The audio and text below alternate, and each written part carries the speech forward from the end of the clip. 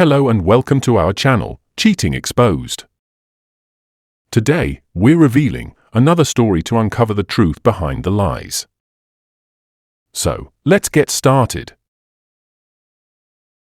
I apologize in advance. This one will be long. I feel like you need to know the backstory to our relationship to fully understand the pain and suffering I'm putting the love of my life through right now. So please bear with me. My 28 female husband, 29 male, let's call him Mike, and I have been married for 5 years now, together almost 7 years. When I first met him, we were at a college party. I could tell he was uncomfortable, he's shy and hates crowds, so I decided to do the nice thing and talk to him. It wasn't awkward like I was expecting, and we ended up staying together for the rest of the party. The next time we saw each other was a month later. I ran into him at a Whole Foods near campus. Again, conversation between us was easy, and I actually found myself flirting with him, which really surprised me. Up until that point in my life, I had never really considered dating a black guy. I'm white. It's not that I didn't find them attractive, I just never really had the opportunity. I went to a predominantly white school, so I had only ever dated white guys before. When he could tell I wasn't going to leave him alone, he shyly asked me to walk with him so he could finish shopping. After we both checked out, I asked him for his number, and he got the most adorable look of disbelief on his face. He really thought I was playing with him, but after assuring him I wasn't, he gave it to me. I wanted to ask him out then and there, but I decided I had shocked him enough already. I texted him that night, though. After a few weeks of calling and texting each other, he called one day and actually surprised me by asking me out. I immediately said yes. Even though I could tell he was still a little hesitant around me, the date was perfect. Before my husband, I had dated 3 other people, and intimacy was something that happened early on in the relationship, but not with Mike. I tried to initiate after our second date, but he politely turned me down. I'll admit I was a little hurt, so I asked him why. We clearly liked each other. He told me that he had only dated one other person before me and that they did things but never went all the way. I told him that it wasn't a problem for me. I wasn't really that experienced, but I knew what I liked. I said we could learn together. He then said he was conflicted because he had always told himself he would wait until marriage but had failed with his first girlfriend. Then, eventually, he changed his mind and decided he had to have real feelings for the girl before he even considered being intimate with her. I knew he didn't mean it to hurt me, but it did. He could immediately see the hurt on my face and assured me that he did, in fact, have real feelings for me. He was just rambling. We then agreed that we would wait. A few weeks later, I brought him to a gathering a friend of mine was hosting. Like I mentioned before, he's shy and hates crowds, but he still came because it was important to me that he know my friends. Most of them were nice, but some of them acted weird towards Mike, surprised, even. Eventually, one of them got bold enough to actually say something. A girl I thought to be one of my best friends asked me, "This is the guy you've been ditching us for? You could do so much better." That's when I realized what the weird looks were about. I looked at my then boyfriend, Mike, and saw the hurt on his face. I told that friend, "No, he's the one who could do so much better. I'm lucky to even have him." We didn't stay after that. I later found out from a real friend that some of our mutual friends thought I was too good looking for Mike. I couldn't believe it. I had never even thought of that. To me, he was one of the most handsome men I had ever met, and I was the lucky one. I called my mom after that to tell her what happened. She didn't interrupt me once while I rambled in anger, and when I finished, she said, "You're in love with him, honey. When are you bringing him home to meet us?" I told her that I couldn't possibly be in love with him. We had only known each other for about 3 months and had been dating for almost 2. She just said, "You can't really help when you fall in love with someone. It sounds like you are to me." That's how it was with my father, she said. My mother and father have had a very loving marriage, something I have wanted for myself after seeing them so happy together. I went to his apartment unannounced after talking to my mom and asked him to just hold me. Eventually, he got me to tell him what was wrong. I told him everything except what my mom said about being in love. I wasn't ready to say that four-letter word yet.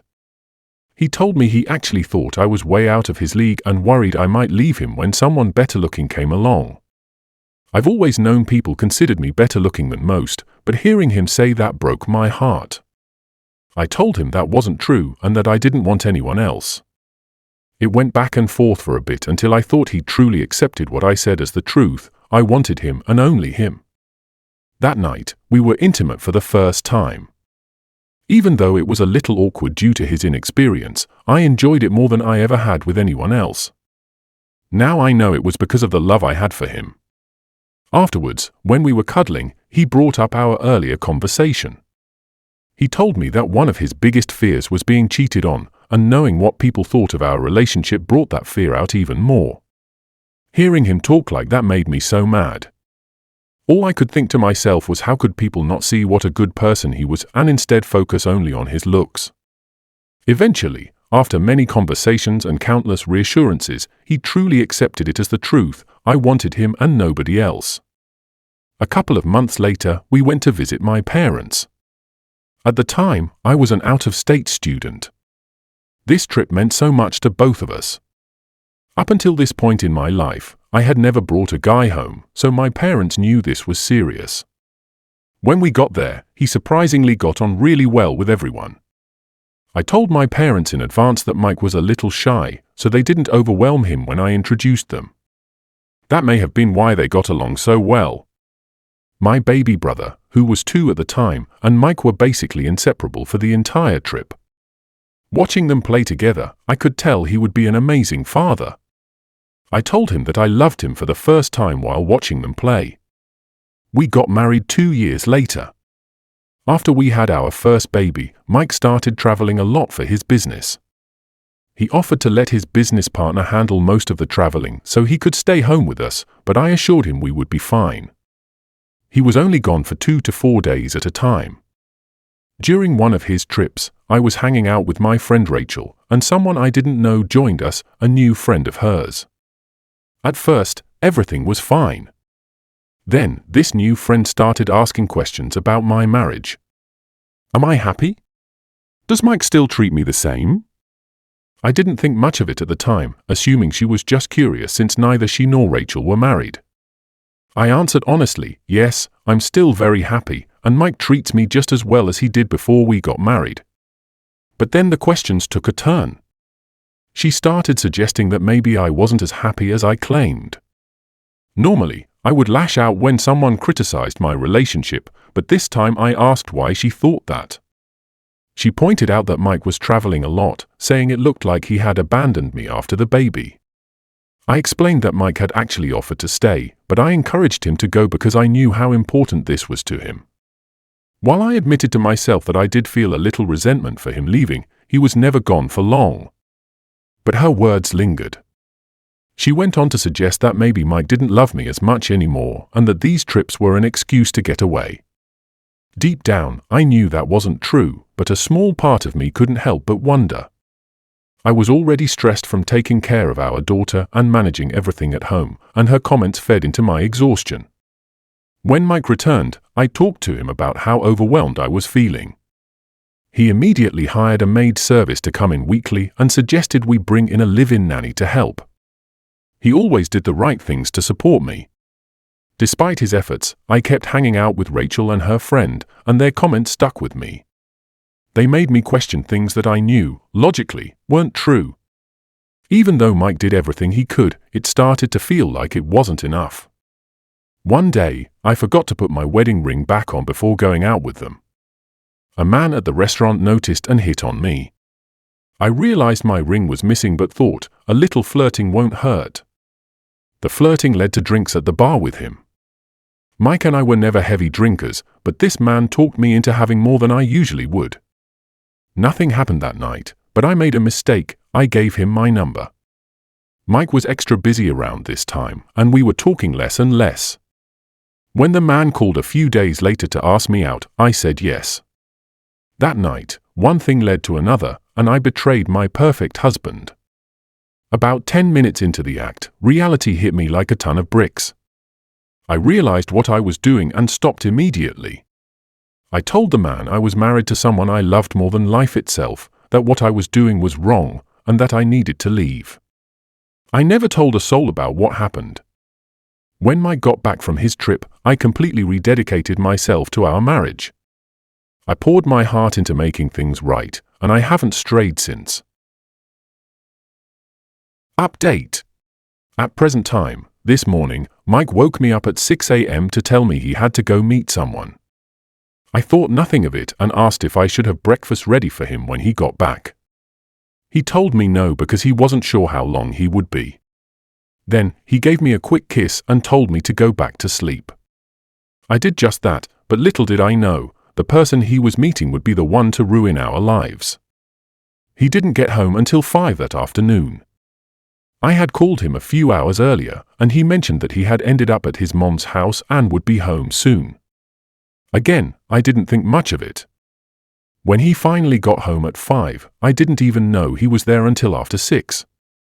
Mike usually comes in through one of 2 doors, the front or the garage, but I hadn't heard either open. So I called him again, and he told me he was in our room. When I walked in, I saw that he had been crying. I tried to go to him, but he pulled back from me like I had burned him. He had never done that before. Before I could even finish asking what was wrong, he looked at me and asked, "Did our vows to each other mean nothing?" The moment he said that, I knew exactly what he was talking about. It felt like all the air had been sucked out of the room.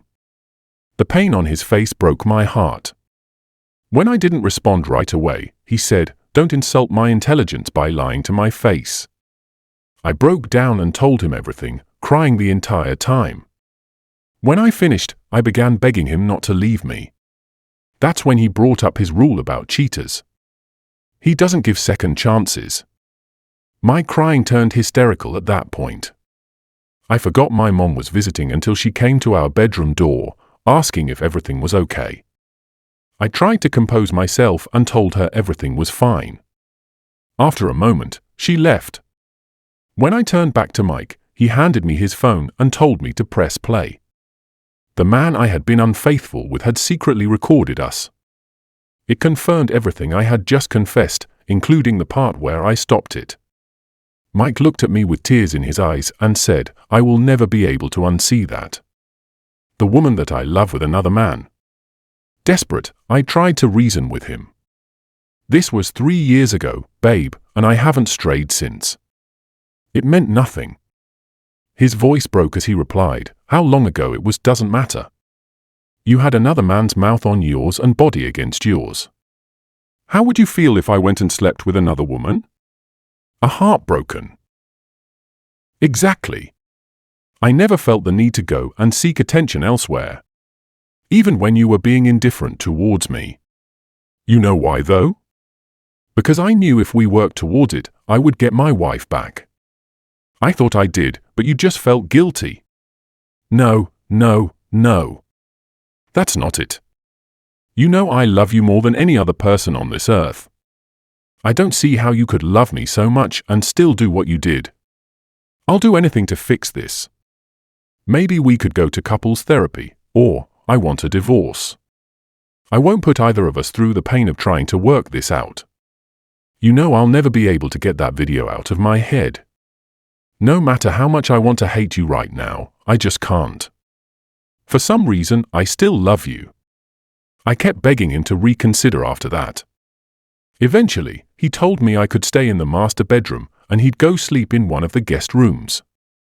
A few minutes after he left, my mom came into the room. I didn't want to tell her what I had done, but at the same time, I needed her advice. I could see the disappointment in her eyes. Then she told me something that shocked me. My father had cheated on her twice. I had no idea. I vaguely remembered a rough patch in their relationship, but they had never separated. I asked her how they managed to fix things. She said it was couples therapy and my father's unwavering commitment to repairing their marriage. She then asked me if I had told Mike about being pregnant. In all honesty, I had completely forgotten about it. All I could think about was losing him. She told me I should tell him, but I'm terrified he'll think I'm trying to manipulate him into staying. I've known I was pregnant for a few days now, so it's not some excuse or strategy. I truly regret everything I've done. What should I do? Folks, that's all. How can I fix this? Thank you all for listening. Please like, comment, and share the video if you enjoyed it. Also, subscribe to the channel and hit the bell icon so you will be notified when we upload the next video. Take care.